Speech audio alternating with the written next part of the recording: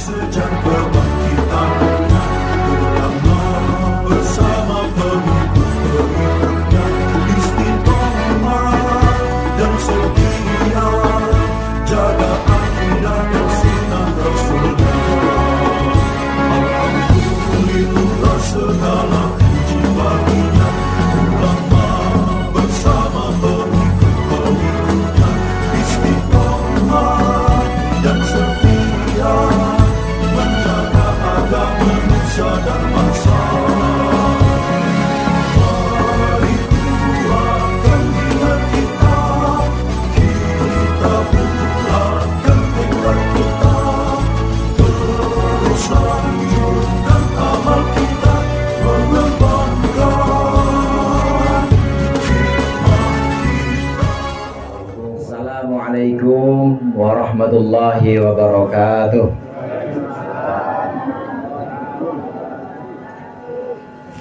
Alhamdulillahilladzi hadana lihada wa ma kunna linahtadiya laula an hadana Allah.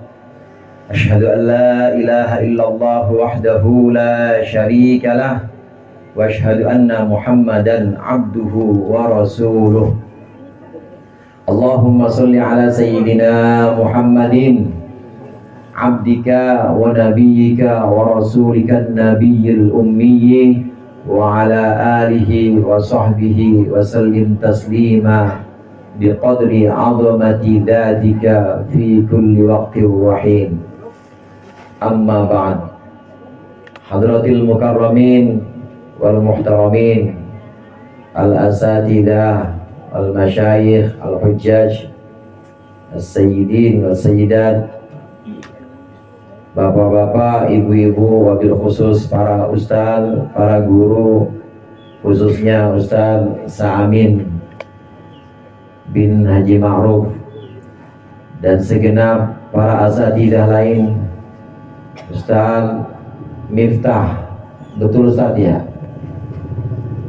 Sahibul Hikayat, Ustaz Miftah, Ustaz Bustanul Arifin, dan juga segenap pengurus NU yang ada di MWC Pesanggerahan, kemudian juga yang ada di Ranting, baik Ranting Petukangan Selatan maupun Petukangan Utara.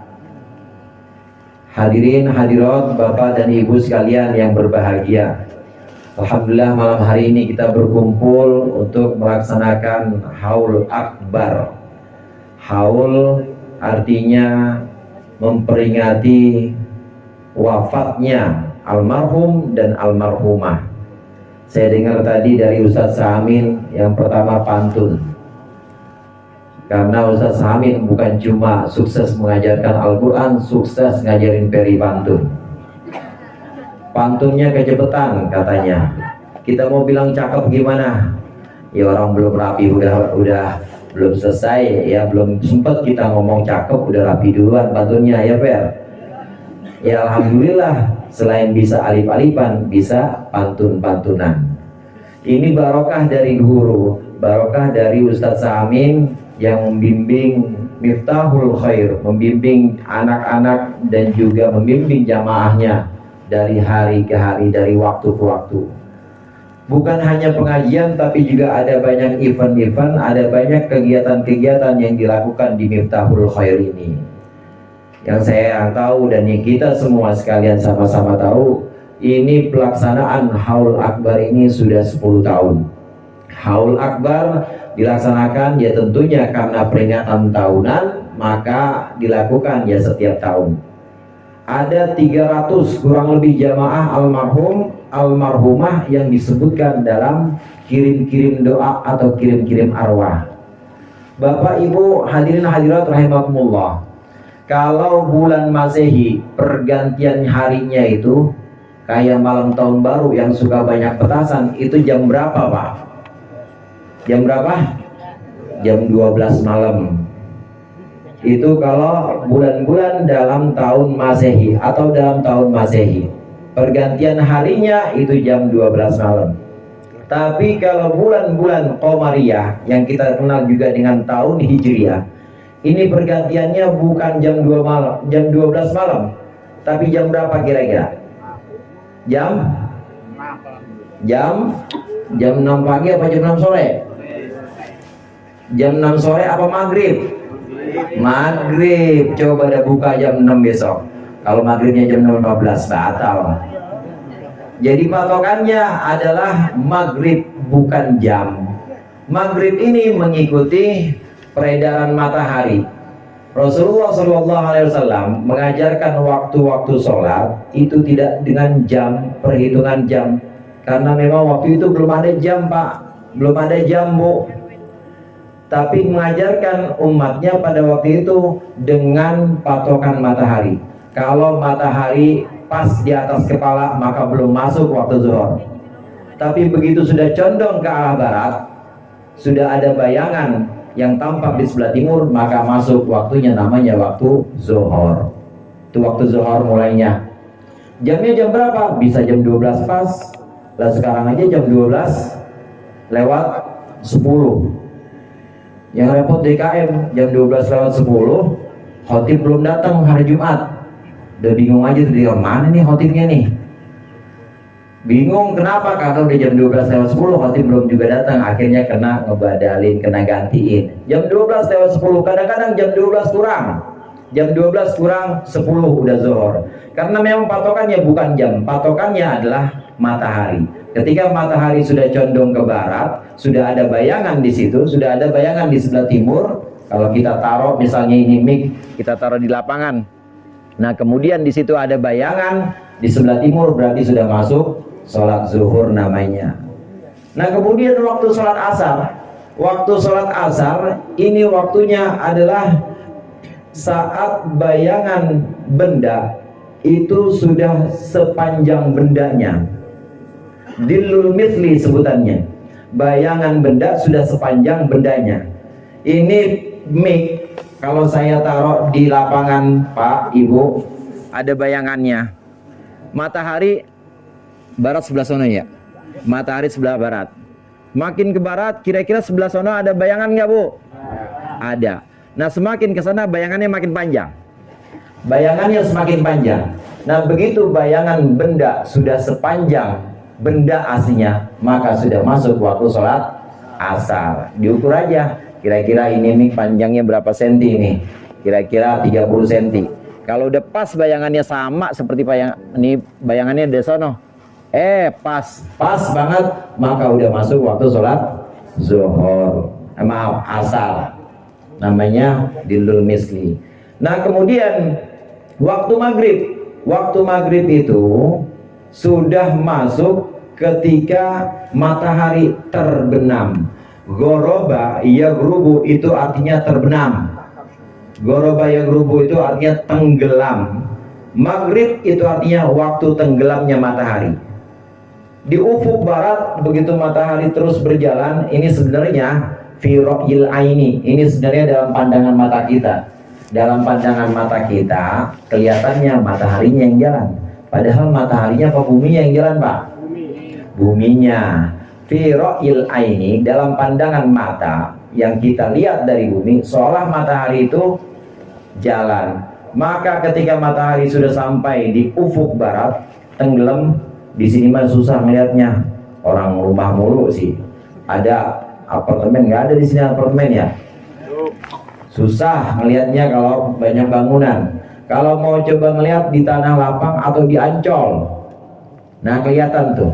Begitu matahari terbenam, ini matahari benar-benar sudah hilang lingkarannya. Bes masuk, maka itu masuk waktu sholat maghrib. Sudah habis benar-benar. Maka disebut dengan maghrib, artinya waktu terbenam. Demikian waktu-waktu dalam sholat ini diajarkan oleh Rasulullah dengan patokan matahari. Nah, kembali kepada pertanyaan saya tadi, jadi gantinya hari dalam bulan Sya'ban misalnya, dalam bulan Roah itu pergantiannya jam 12 malam atau maghrib, Bu? Pergantian hari jam 12 malam apa maghrib, Pak? Maghrib pergantiannya. Begitu sudah masuk maghrib, ini tadi hari Sabtu. Begitu masuk maghrib, ini sudah masuk hari Minggu. Nah, kalau penanggalan Masehi udah minggu belum nih? Belum. Kapan minggunya? Ntar jam 12. Pergantian waktu, pergantian yang patokannya adalah matahari. Ini banyak momen-momen yang sebenarnya Allah mengangkat amal-amal ibadah kita sekalian. Bulan Sya'ban kita melaksanakan roahan, melaksanakan arwahan, kirim-kirim arwah. Bukan cuma mengirimkan doa, bulan Sya'ban juga ada momen-momen tertentu di mana Allah menetapkan hukum-hukumnya, menetapkan takdirnya kepada hamba-hambanya. Ini terjadi di bulan Sya'ban. Nah, sebelum masuk kepada pembahasan tentang takdir atau ketetapan-ketetapan Allah, amal ibadah seorang hamba, amalnya jamaah Miftahul Khair, ini diangkat oleh Allah dalam beberapa momen. Ada yang pertama, amal diangkat yang sifatnya diangkat segera, disebut sebagai ar-raf'ul fawri, diangkat segera. Ini bisa terjadi setiap hari, hadirin. Bisa terjadi setiap hari dalam 24 jam, ini bisa diangkat segera. Kapan itu? Sabda Rasulullah SAW, amal akan diangkat, pintu-pintu langit akan dibuka ketika kita sholat qobliyah zuhur 4 rakaat, maka segera itu akan diangkat. Qobliyah zuhur berapa rakaat? 4 rakaat. Ini amal yang diangkat harian sifatnya. Setiap hari ada amal yang diangkat dengan segera, yaitu qobliyah zuhur. Ini harian yang pertama. Kemudian harian yang kedua, amal bisa diangkat itu ketika masuk waktu maghrib. Malaikat-malaikat Allah membawa amal ibadah perbuatan-perbuatan hamba-hambanya dilaporkan kepada Allah. Ini di waktu maghrib. Amal atau perbuatan siang dibawa oleh malaikat siang, dilaporin ketika waktu maghrib. Ganti shift, kemudian malaikat malam. Nanti malaikat malam ini sudah mencatat, maka amal malam ini akan dibawa oleh malaikat malam ketika subuh, gantian lagi. Setiap hari ada 3 yang diangkat sifatnya segera, yaitu qobliyah zuhur. Kemudian yang diangkat 2 kali dalam sehari, yaitu ketika maghrib dan juga ketika ba'da subuh. Ini diangkat setiap harinya. Kira-kira tadi maghrib kita lagi pada ngapain tuh? Apa diangkat ketika amal kita lagi diangkat? Lagi baca status WA? Apalagi ngedres Quran kira-kira? Ngedres status. Oh, gelar karpet. Mudah-mudahan jadi amal ibadah itu. Ketika kita subuh, diantara ba'da subuh, selesai kita melaksanakan ibadah sholat subuh sampai terbitnya matahari, maka jangan, kalau bisa jangan melakukan apa-apa kecuali zikir. Zikir mengingat Allah, terutama dengan kalimat thayyibah la ilaha illallah. Imam Ghazali mengajarkan habis subuh itu la ilaha illallah 1000 kali paling enggak, la ilaha illallah. Atau lakukan juga zikir-zikir yang lain, misalnya dengan baca Al-Quran, atau misalnya dengan memperbanyak zikir selain kalimat thayyibah, dengan banyak-banyak sholawat. Ini antara subuh dan terbitnya matahari. Supaya apa? Supaya ketika kita dilaporkan amal malam kita, maka penghujungnya baik, insya Allah sebelum-sebelumnya juga baik. Amin. Kalau ujungnya baik, insya Allah itu yang lainnya juga ikut baik. Ini yang namanya husnul khatimah. Ujungnya baik, di ujung malam kita tutup dengan zikir, maka kemudian akan diangkat, insya Allah semuanya akan ikut baik juga. Ini amal-amal ibadah atau perbuatan-perbuatan kita yang diangkat, yang sifatnya ini harian. Kemudian ada yang sifatnya mingguan, Pak, Ibu. Amal ibadah kita yang diangkat sifatnya mingguan itu setiap hari Senin dan hari Kamis. Sesungguhnya amal ibadah hamba itu diangkat setiap hari Senin dan setiap hari Kamis. Karenanya Rasulullah SAW itu sangat suka puasa Senin Kamis, supaya ketika amal diangkat ketika ibadah diangkat pada waktu itu dalam keadaan puasa. Kira-kira orang sini begitu semua ya? Senin Kemis ya? Senin Kemis apanya? Senin Kemis itu amal ibadah yang sifatnya mingguan. Bapak Ibu hadirin hadirat rahimakumullah, amal ibadah hamba ini ada yang diangkat yang sifatnya bulanan, yang sifatnya setiap bulan diangkat, yaitu pada hari-hari terang bulan atau ayyamil bid, tanggal 13, 14, 15. Ini diangkat setiap bulannya. Jadi banyak momen-momen, banyak kesempatan-kesempatan yang sebenarnya kalau kita manfaatkan itu, maka itu jadi kuncian-kunciannya. Kalau kita tahu kunciannya maghrib, subuh, kemudian qobliyah zuhur, kita tahu kunciannya Senin, Kamis, pokoknya Senin sama Kamis banyak-banyak sedekah, apalagi menjelang maghrib. Kita tahu kunciannya ayyamil bid, insya Allah itu amal-amal bisa terangkat dan dalam keadaan baik semuanya. Ada yang sifatnya tahunan. Nah, di bulan Sya'ban inilah amal ibadah kita diangkat tahunan. Amal kita selama bulan Ramadan kemarin yang sudah lalu, Syawal, Dzulqa'dah, Dzulhijjah, terus sampai ketemu Sya'ban kemarin 15 Sya'ban atau nisfu Sya'ban. Nah, itu diangkat amal kita selama setahun. Raf'ul a'mal fi Sya'ban. Di antara keutamaan bulan Sya'ban itu adalah diangkatnya amal ada di bulan ini, di bulan Sya'ban ini. Oleh karenanya Sya'ban menjadi mulia. Sya'ban oleh Rasulullah ini disebutkan bulan yang dimana Rasulullah sangat banyak sekali berpuasa, tidak seperti di bulan-bulan lain, karena memang di bulan Sya'ban ini amal selama setahun ini dilaksanakan. Memang ada pendapat kalau kita nggak punya kebiasaan puasa, udah habis nisfu Sya'ban nggak boleh puasa Pak, Bu. Kalau habis nisfu Sya'ban nggak boleh puasa kalau memang bukan kebiasaannya, kecuali puasa utang. Masih ada yang punya utang kemarin belum sempat bayar, baru sempat bayar habis nisfu Sya'ban, ya nggak apa-apa. Tapi kalau tiba-tiba, kalau ujuk-ujuk dia puasa, kemarin-kemarin nggak pernah puasa, puasanya Ramadan doang, Senin Kemis juga nggak pernah, tapi habis nisfu Sya'ban dia puasa, nggak boleh. Nah, yang punya kebiasaan gimana? Boleh lanjutin. Memang kebiasaannya Senin dia puasa, Kamis dia puasa, atau puasa Daud. Dia puasa Daud, sehari puasa, sehari enggak, sehari puasa, meskipun udah lewat nisfu Sya'ban masih diperbolehkan. Ini nisfu Sya'ban di mana momentumnya amal ibadah para hamba ini Allah angkat, dilaporkan kepada Allah. Bapak Ibu hadirin hadirat rahimakumullah, peristiwa di bulan Sya'ban yang pertama antara lain adalah diangkatnya amal ibadah. Kemudian yang kedua, di bulan Sya'ban atau bulan Roh ini ada satu peristiwa penting. Kita kalau sholat madhab mana, saudara? Madhab mana?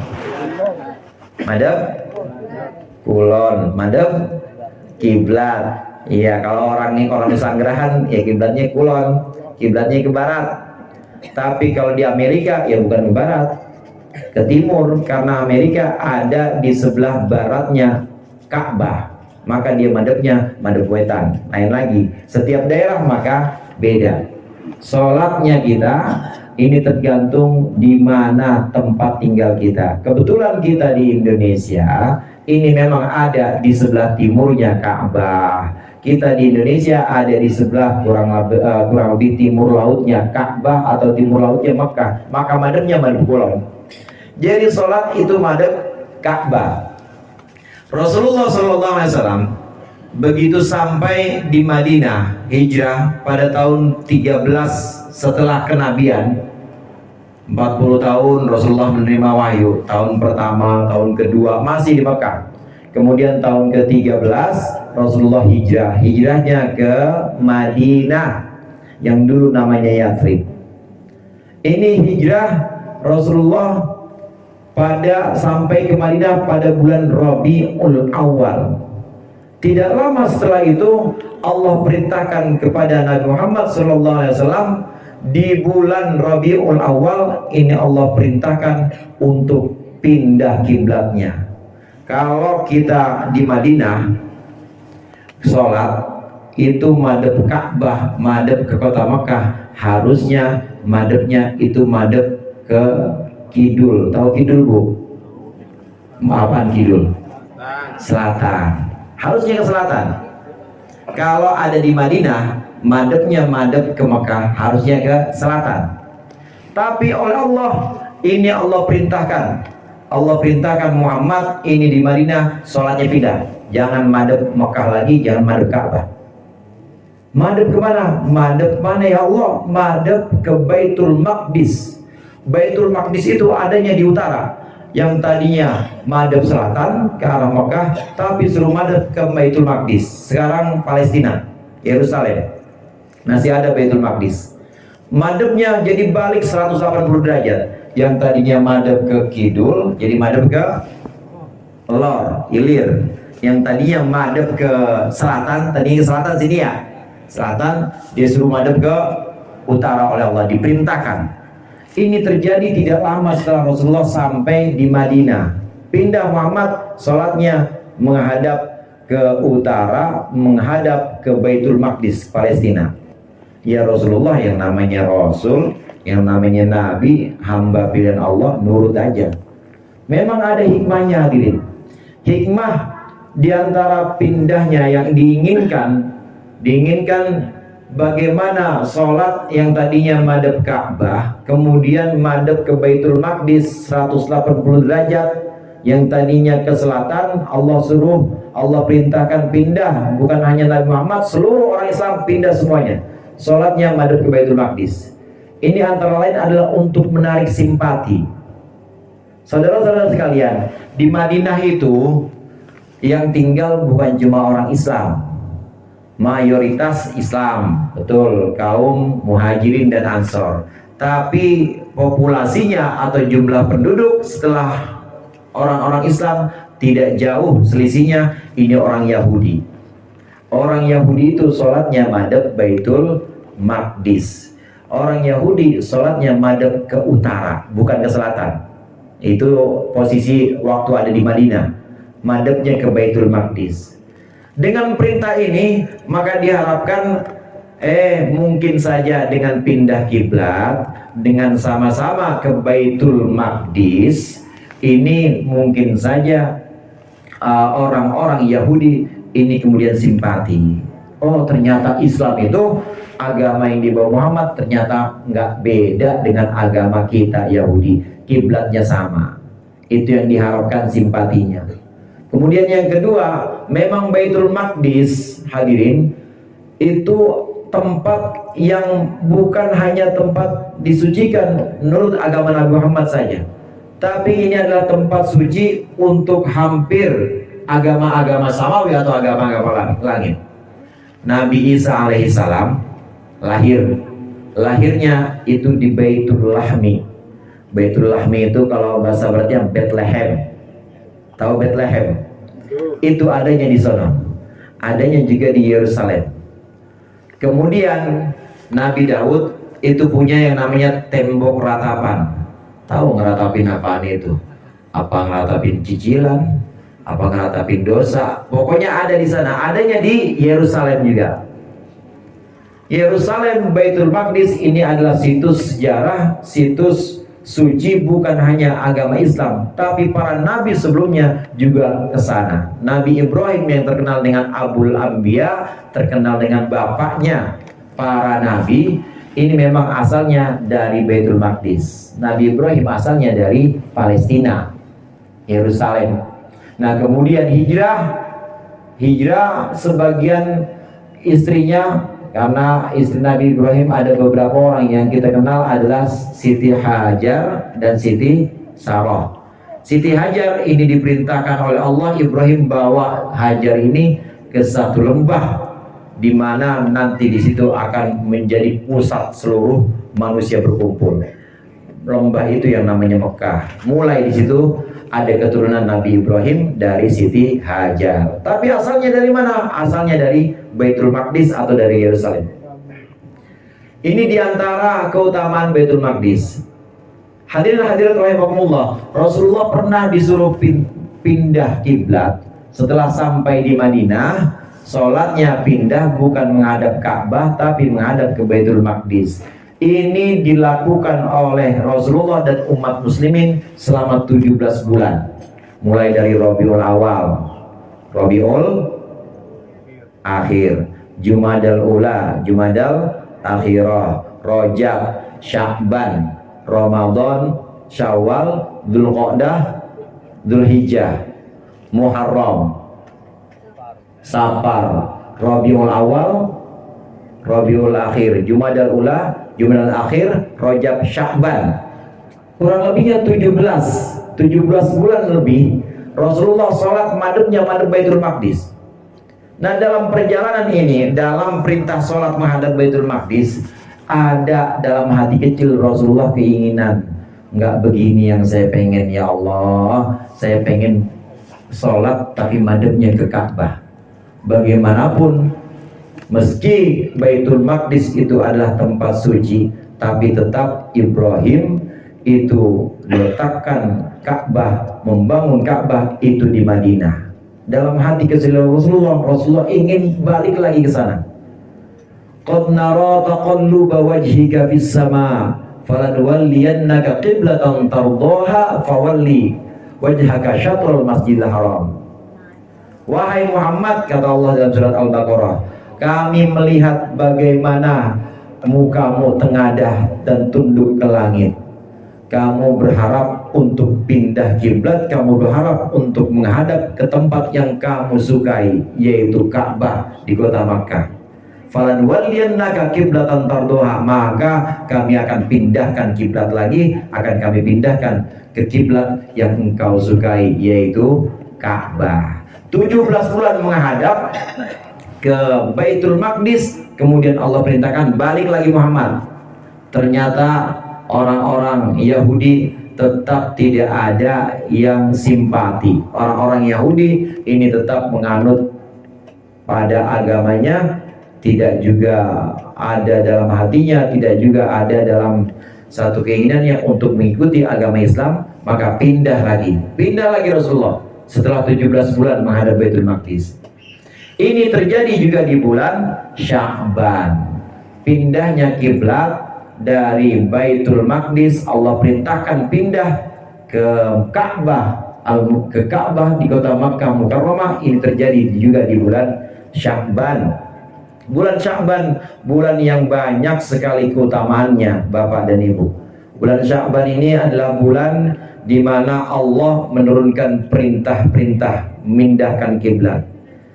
Ada satu lagi perintah, ada satu lagi ayat yang juga merupakan perintah untuk kita orang-orang Islam, perintah untuk berselawat kepada Rasulullah SAW. Saya yakin saudara semua hafal ayatnya.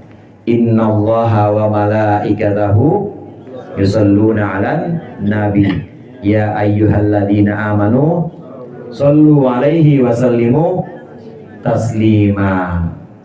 Wahai, sesungguhnya Allah dan para malaikatnya ini berselawat kepada Nabi Muhammad. Kalau an-nabi, kata nabi, kalau disebutkan pakai alif lam, maka pasti dalam Al-Quran maksudnya adalah Nabi Muhammad. Enggak mungkin selain Nabi Muhammad. An-nabi. Tapi kalau nggak pakai alif lam, nabiyun, itu bisa nabi-nabi lain. Nah, selama di Al-Quran sebutannya ada an-nabi, maka itu pasti yang dimaksud adalah Nabi Muhammad SAW.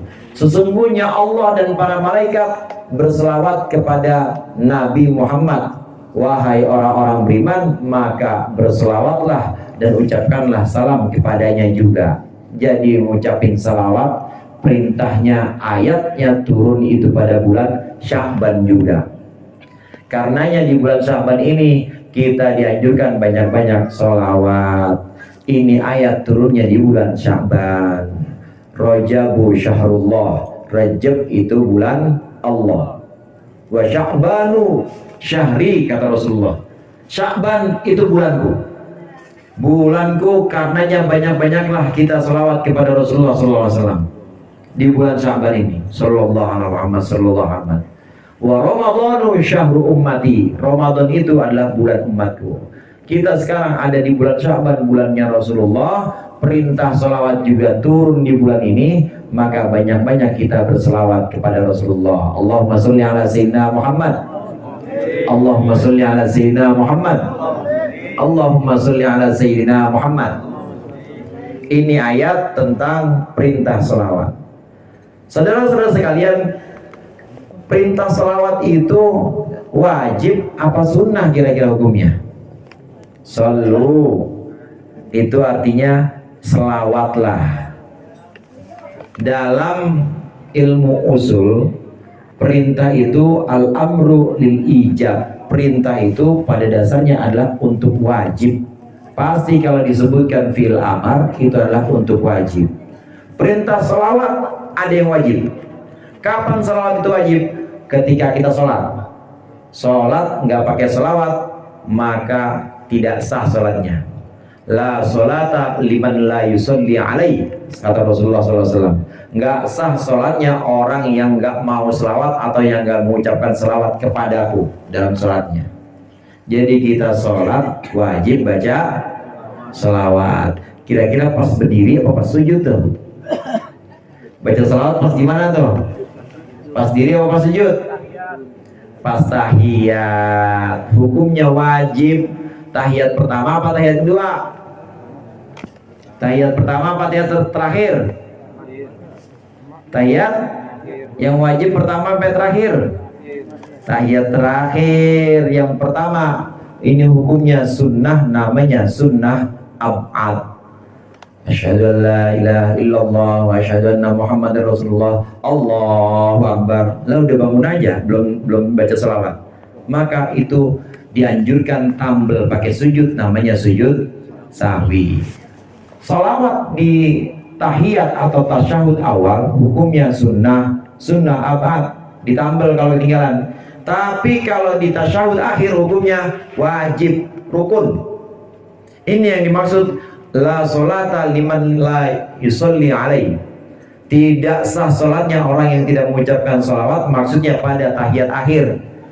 Assalam, asyhadu an la ilaha illallah, asyhadu anna Muhammadar Rasulullah, asyhadu an la ilaha illallah, asyhadu anna Muhammadar Rasulullah. Assalamualaikum warahmatullah. Lah udahan aja.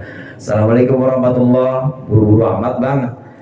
Dia lupa nggak baca salawat, maka sholatnya nggak sah.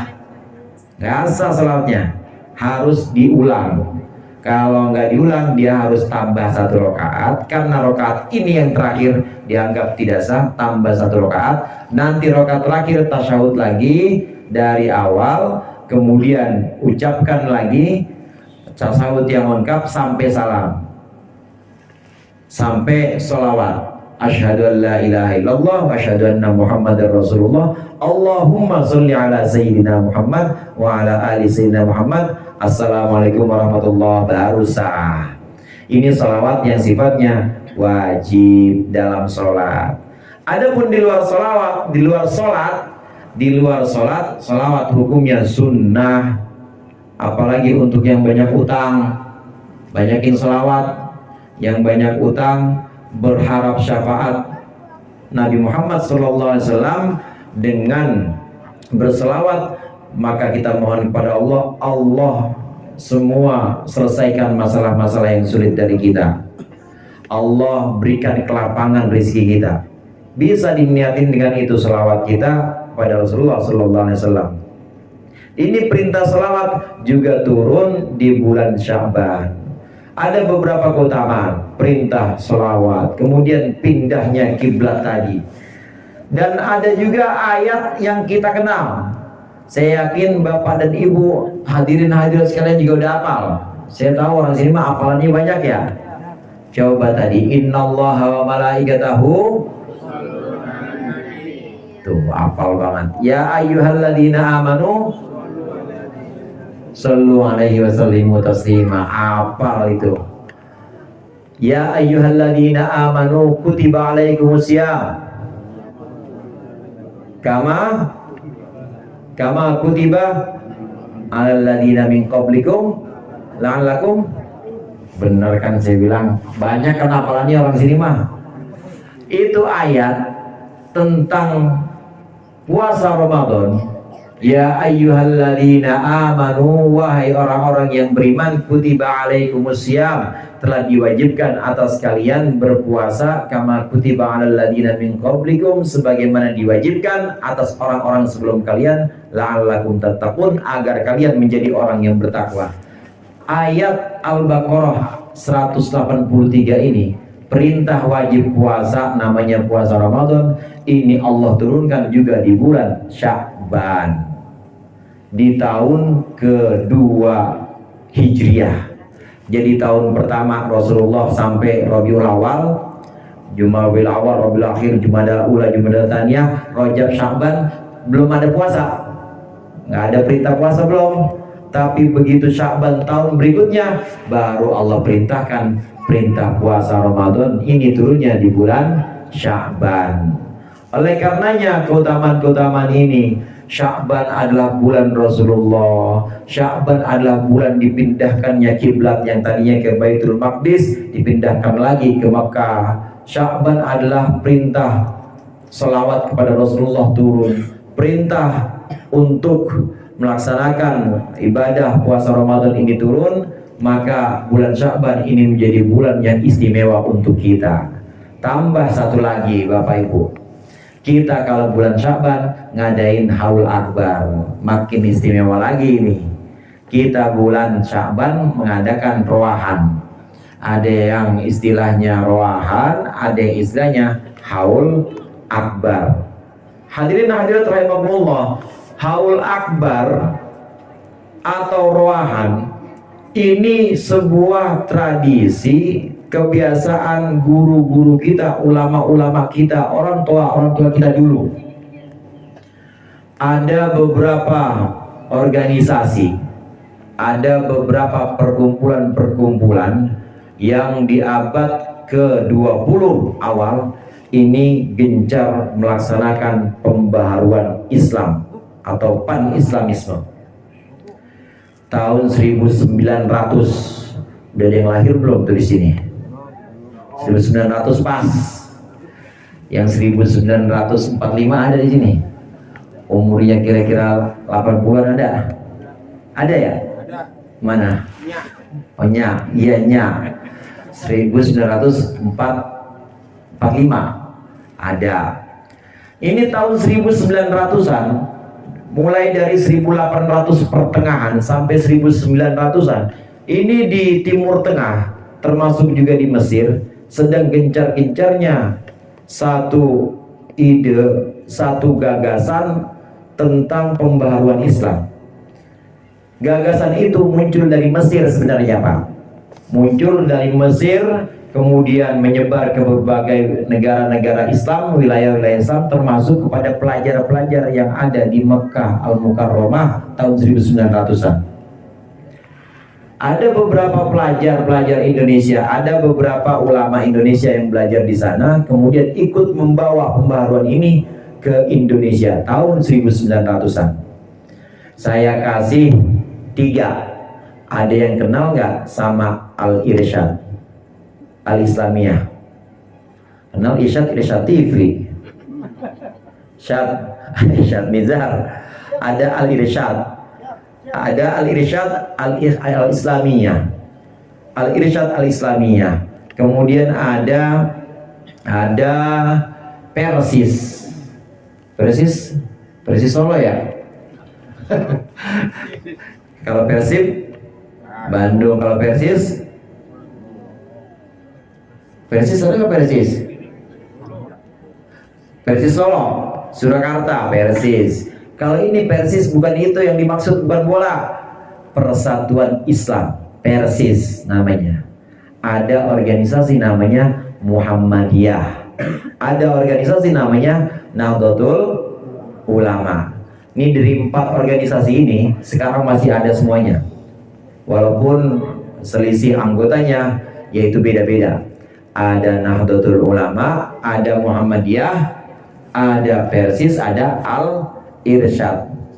Pertanyaan saya, saudara, yang paling tua yang mana berdirinya? Saya kasih hadiah umroh. Berenang tapi kesonanya. Siapa yang paling tua di antara 4 organisasi yang paling tua yang mana kira-kira, Pak?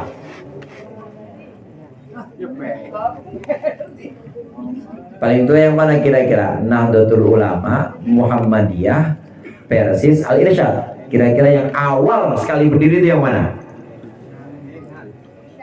Yang salah. Salah, udah gak ada yang umroh ini mah. Yang penting mah bukan jawaban, yang penting mah daftar kalau umroh. Ada 235 jadi nggak usah jawab. Yang pertama berdiri di antara 4 organisasi ini adalah Muhammadiyah. Muhammadiyah didirikan oleh Kiai Haji Ahmad Dahlan. Beliau berguru kepada Syekh Khatib Minangkabau pada waktu itu di tahun 1900-an. Syekh Khatib Minangkabau juga gurunya Hadratus Syekh Kiai Hasyim Asy'ari. Dua-duanya sama, gurunya sama. Syekh Khatib Minangkabau memang mengagumi ide tentang pembaruan Islam ini. Namun ada juga yang tidak diikuti oleh Syekh Khatib Minangkabau. Kiai Haji Ahmad Dahlan membawa pembaruan. Berdiri Muhammadiyah tahun 1912 Muhammadiyah tahun 1912. Kemudian beberapa tahun setelahnya ini berdiri apa kira-kira habis Muhammadiyah? Habis Muhammadiyah apa kira-kira? Belum, NU mantar, paling bontot NU. Al-Irsyad 1912 ide pembaruan di bawah. Kemudian 2 tahun setelahnya 1914 Al-Irsyad Al-Ikhwaniyah, Al-Irsyad Al-Islamiyah didirikan oleh Syekh Ahmad Surkati namanya. Beliau ini asalnya di Jamiatul Khair Jakarta, tapi kemudian membuat organisasi sendiri namanya Al-Irsyad. Pembaruan Islam bergema juga di Indonesia. Kemudian beberapa tahun setelahnya, tahun 1924 berdiri lagi organisasi namanya Persis, betul. Persis, Persatuan Islam. Bergema lagi pembaruan di Indonesia. Pembaruan di sini memang ada baiknya, hadirin. Sangat baik karena mengangkat kesadaran umat Islam supaya umat Islam itu bangkit ekonominya, supaya umat Islam itu bangkit kesehatannya terjaga, supaya pendidikannya juga terjaga, bangkit. Ide yang dibawa oleh Muhammad Abduh dari Mesir ini bergema seantero jagat termasuk di Indonesia pada waktu itu. Ada baiknya karena memang membangkitkan kesadaran umat supaya umat ini jangan pada loyo dijajah sama Belanda, jangan pada males-males tapi harus bangkit bikin sekolah. Kayak Muhammadiyah kan sekolahnya banyak sekarang ya. Rumah sakitnya banyak kan?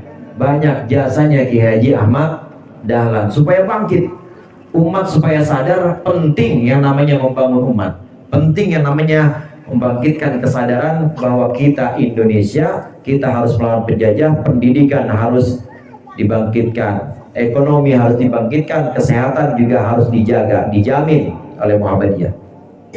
Ide pembaruan satu sisi bagus, tapi ada yang tidak disetujui oleh Syekh Khatib Minangkabau, diantaranya meninggalkan mazhab.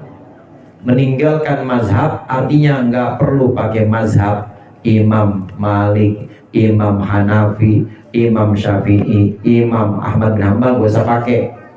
Terus gimana? Kembali kepada Al-Quran hadis saja. Pokoknya kembali kepada Al-Quran dan hadis.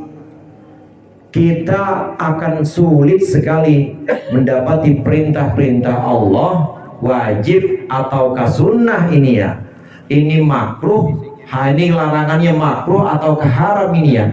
Kita akan sulit menemukan itu langsung dari Al-Quran dan hadis, sulit kalau tidak melalui pemikiran ulama.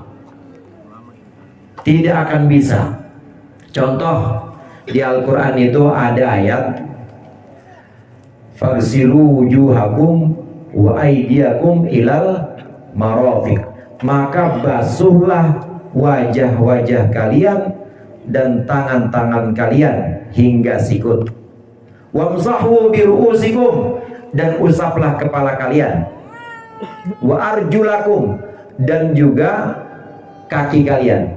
Ini kalau saya terjemahkan bebas, basuhlah wajah kalian, kemudian tangan kalian, usaplah kepala kalian dan kaki kalian. Kira-kira kaki diusap apa dibasuh? Diusap apa dibasuh? Bedanya usap, Bu, Pak, kalau diusap itu airnya nggak ngalir. Kalau dibasuh ngalir. Basuh itu bahasa Arabnya ghasala yaghsilu. Kalau usap bahasa Arabnya masaha yamsahu. Kaki itu dibasuh apa diusap? Padahal ayatnya di situ wamsahu, usaplah kepala kalian dan kaki kalian. Jadi kaki diusap apa dibasuh sebenarnya? Di ayat usap apa dibasuh? Kalau ngikutin ayat usap apa basuh? Usap. Lah terus siapa yang ngajarin begitu? Ulama mengajarkan ini, bacanya famsahu biru'usikum wa arjulakum, bukan wa arjulikum atofnya. Biru'usi atofnya kepada ru'us, wa arjulakum atofnya bukan kepada ru'us, tapi atofnya kepada wujuhakum. Fagsilu wujuhakum nasab, kemudian arjulakum nasab, berarti yang dibasuh muka, tangan, kaki, semuanya dibasuh. Fagsilu. Nah sedangkan yang diusap cuma satu, yang diusap syarat aja, yang penting basah gitu, gak usah dialirin, itu pala. Yang lainnya semuanya dibasuh. Ini kita bisa tahu kalau kita melihat dan membaca pandangan ulama. Nggak bisa kita pakai terjemahan Google, pakai terjemahan Android, kemudian nggak mengindahkan pendapat ulama, nggak akan bisa. Karenanya ide pembaruan ada baiknya, cuma juga ada kurangnya.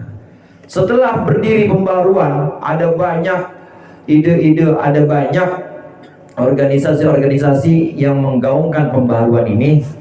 Kemudian ada satu organisasi yang mencoba untuk membangkitkan kembali ulama, namanya Nahdlatul Ulama. Itu bontot, NU itu paling belakangan, karena memang orang NU begitu. Orang NU ya biarin aja dah, ntar aja tawadu Pak, tawadu Bu, ntar aja biarin, liatin. Oh bahaya juga ini kalau dibiarkan seperti ini. Ya ada baiknya, cuma kalau kita tidak kemudian membangkitkan pendapat ulama, ini bisa hilang tradisi dan juga lupa kita dengan jasa-jasa ulama. Karena cuma pengen pakai Nabi Muhammad saja, pakai Al-Quran, lupa sama ulama. Nahdlatul Ulama 1926 ini berdiri dalam langkah al-akhdhu bil qadimis salih, al-muhafadhah bil qadimis salih, wal akhdhu bil jadidil aslah. NU berdiri ini untuk menjaga tradisi-tradisi yang lama. Wali Songo pernah ngajarin lir ilir tandure usumilir. Tahu Pak ya gitu ya? Oleh Wali Songo itu diciptakan. Wali Songo nggak ngajarin kitab tafsir Jalalain, enggak. Ya boro-boro orang Hono Coroko, asalnya masih Hana Caraka, masih boro-boro bahasa Arab, tulisannya aja masih tulisan Jawa kuno, diajarin bahasa Arab ya bisa pada mental orang. Yang diajarkan apa? Tradisi lisan. Diajarkan lagu-lagu, tembang-tembang, nyanyian buat ngusir hama tikus, namanya lingsir wengi. Lingsir, tahu lingsir wengi? Itu buat Ahmad Sunan Kalijaga itu yang bikin. Tradisi lisan dihidupkan oleh Wali Songo. Kemudian tradisi-tradisi berikutnya dihidupkan oleh para ulama. Ada Syekh, namanya Syekh Abdus Somad Al-Palimbani.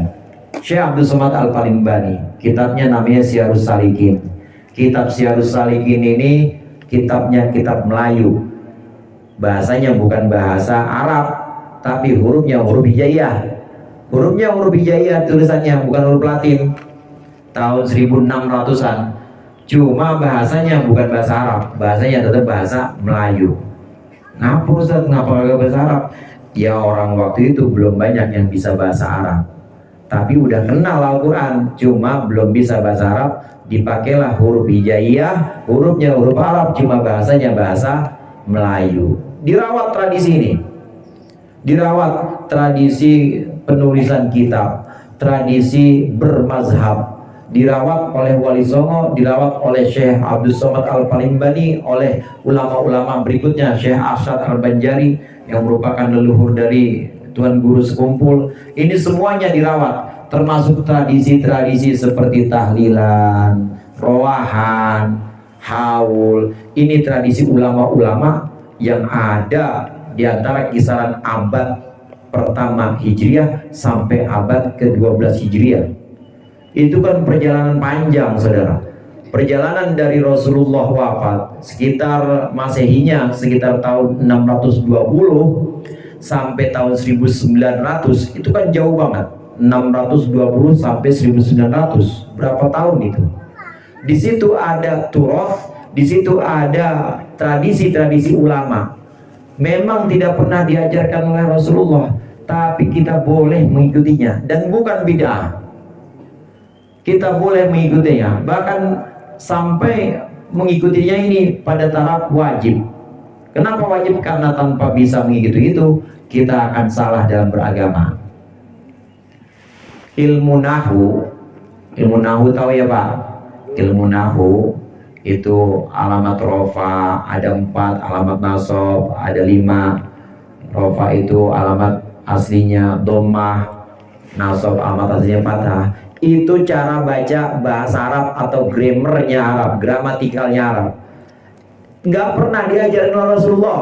Nabi Muhammad nggak pernah belajar sorok, nasoro, tak nggak pernah Rasulullah. Sayyidina Abu Bakar, Sayyidina Umar nggak pernah belajar sorok. Bid'ah, semuanya bid'ah. Cuma namanya bid'ah hasanah, bid'ah yang baik. Ilmu nahu termasuk Al-Quran dibukukan. Kalau bapak dan ibu baca Al-Quran sekarang udah ada tulisannya atau belum? Udah ada tulisannya belum Pak? Udah ada tulisannya belum Bu? Dulunya nggak ada tulisannya, hafalan semuanya. Nabi nggak pernah nyuruh nulis atau nggak pernah nyuruh ngebukuin, nggak pernah. Kata Nabi, bikin 1 jilid jadikan kitab suci, nggak pernah. Tapi hafalan aja semuanya. Para sahabat hafal. Memang ada yang diperintahkan oleh Rasulullah untuk mencatat. Di antaranya sahabat Zaid bin Thabit disuruh mencatat, Sayyidina Ali disuruh mencatat. Tapi perintah buat jadiin buku kemudian jadi mushaf nggak pernah diperintah oleh Rasulullah. Ini baru kemudian diresmikan dan dijadikan mushaf kayak sekarang pada masa Sayyidina Utsman bin Affan. Jadi Sayyidina Utsman bin Affan bikin sesuatu yang nggak pernah dilakukan oleh Rasulullah. Bid'ah juga, cuma namanya bid'ah hasanah, bid'ah yang baik. Jarak waktu yang sedemikian panjang dari tahun 600-an hingga 1900, banyak sekali peninggalan-peninggalan ulama yang perlu dilestarikan. Tiba-tiba ini pengen dihilangkan begitu saja oleh ide pembaruan. Ini ingin dihapuskan oleh ide pembaruan, nggak usah pakai ulama lah, pakai Quran aja, pakai hadis saja. Maka ini tentu tidak akan hasil, tentu akan membahayakan pemahaman agama kita. Oleh karenanya anak bontot ini, anak bontot yang saya maksud apa kira-kira? NU, anak bontot ini merasa perlu, merasa penting sekali untuk bangkit. Bangkitnya membangkitkan jasa ulama. Nahadha yanhadu itu artinya bangkit. Jadi Nahdlatul Ulama adalah kebangkitan ulama, supaya orang-orang Islam dalam mengikuti Al-Quran, mengikuti hadis, ini harus ikut ulama. Nggak bisa kita nggak ikut ulama, pasti kita harus ikut ulama. Nggak bisa kita melupakan jasa-jasa guru-guru kita, nggak bisa. Pasti kita bisa paham. Ayat yang tadi saya sebut, pemahaman famsahu biru'usikum, kemudian dengan hukum fikih yang sudah ada, yang kita tahu rukun wudhu ada berapa kira-kira, saudara? Rukun wudhu ada berapa kira-kira sekarang?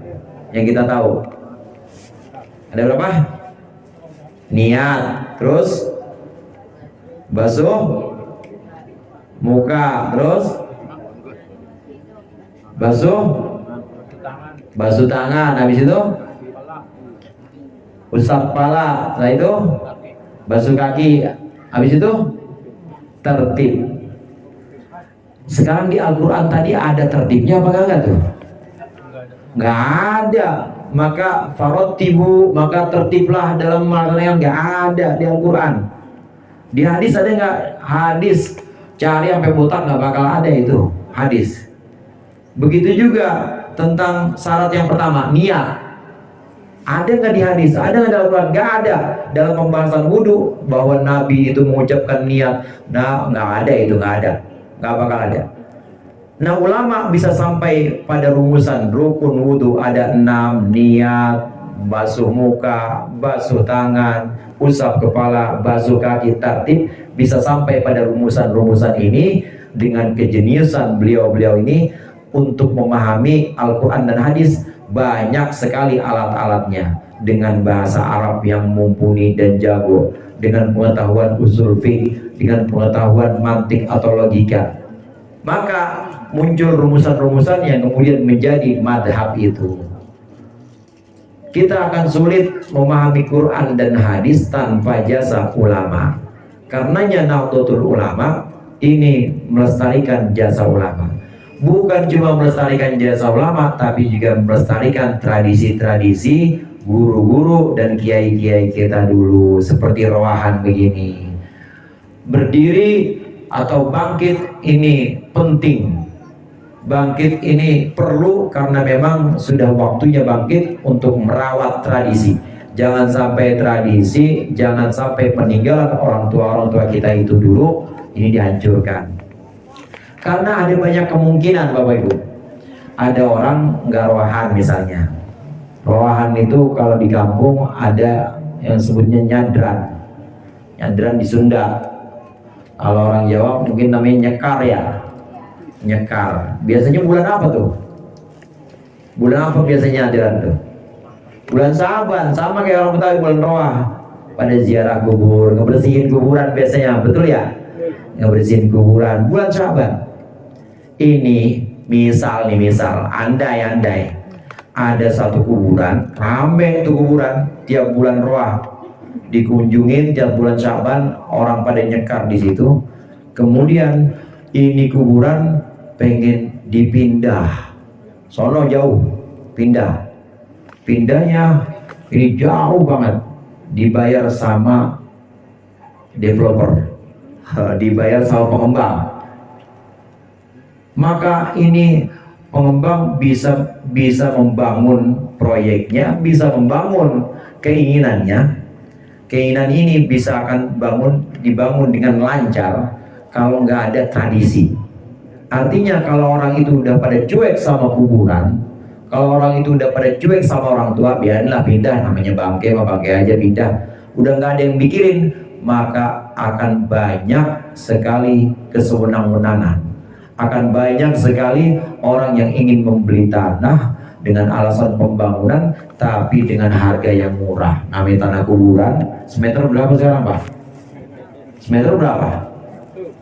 Gantung ya, ya nggak ada yang sampai 20 juta, nggak ada kan ya? Nggak ada. Pindah beliin tempat yang jauh. Udah pindah beliin jauh, sono di Bojongenyot misalnya. Pindah di sono. Kira-kira orang pesantren mau rohan ke Bojongenyot? Jauh, akhirnya hilang dari tradisi.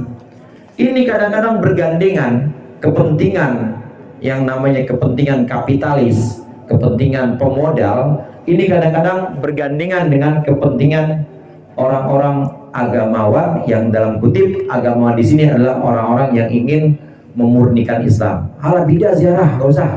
apain rohan-rohan segala, biar orang kagak pada rohan. Didengar nih sama pemilik modal, iya ya, udah begitu sebarin aja dah, sebarin supaya orang-orang jangan pada rohan, jangan pada ziarah, supaya mau ngelepas tanah kuburan. Akhirnya dibeli dari tanah kuburan, gara-gara tidak merawat tradisi, gara-gara tidak merawat peninggalan orang-orang tua dulu. Ini banyak kasus-kasus seperti ini, banyak kasus yang memang tidak bisa dibela karena orang-orang yang masih hidupnya udah nggak ngebela lagi tradisi orang tua dulu, gara-gara udah pada cuek, udah pada nggak open kepada tradisi ulama, tradisi orang tua. Karenanya al-muhafadzah alal qadimis shalih, menjaga tradisi, menjaga peninggalan dahulu yang baik, ini sangat penting, dan inilah yang ingin dijaga oleh ulama-ulama kita dalam Nahdlatul Ulama. Tapi juga al-akhdhu bil jadidil aslah, tapi juga tidak lupa mengambil yang baru yang kira-kira memang baik. Apa yang baru yang kira-kira baik? Pembaruan yang ada, yang digaungkan pada abad 20 tahun 1900-an, itu perlu digaungkan. Apa? Bangkitnya ekonomi umat. Oke, ambil, nggak apa-apa, bikin koperasi misalnya. Bangkitnya pendidikan, bikin madrasah-madrasah sekolah, ambil, nggak apa-apa. Jangan cuma duduk di lekar bikin halaqah, tapi pakai kelas-kelas, boleh. Modernitas, kemodernan, kemajuan tetap diambil, tapi jangan melupakan sejarah, jangan melupakan tradisi orang tua kita. Dua-duanya kita dapat. Kita dapat merawat masa lalu, dan juga kita dapat beradaptasi dengan masa depan atau dengan modernitas. Inilah kiranya yang bisa kita ambil dari rowahan ini. Jangan sampai rowahan ini hilang, karena kalau udah hilang Pak, kalau udah hilang Ibu, pasti ada yang ngelirik. Ini orang udah gak pada open sama orang tuanya, ya biar pada berantem dah. Kalau udah pada berantem kan enak, kita ngerebut tanahnya, namanya habis buat berantem aja, kita enak rebut tanahnya. Jadi ada kepentingan yang kemudian meliriknya. Naudzubillah, naudzubillah. Maka dengan melestarikan tradisi seperti rohan ini, mudah-mudahan Allah bimbing kita agar bisa terus berbakti kepada orang tua kita dulu, berbakti kepada ulama kita, menjaga peninggalan-peninggalan kiai-kiai dan guru-guru kita, serta merawatnya, dan juga kita mampu untuk mengambil dan beradaptasi dengan kemajuan di masa yang akan datang. Mudah-mudahan bermanfaat. Lebih kurangnya mohon maaf. Wallahul muwaffiq ila aqwamit thoriq. Wassalamualaikum warahmatullahi wabarakatuh. Waalaikumsalam.